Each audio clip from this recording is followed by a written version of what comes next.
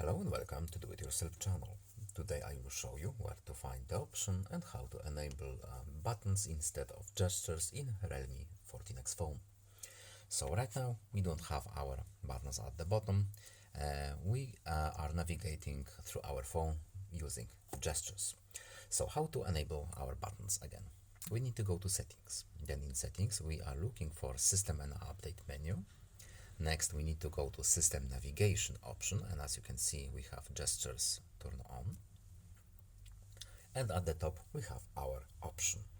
So, gestures on the right and buttons on the left. We want to enable buttons.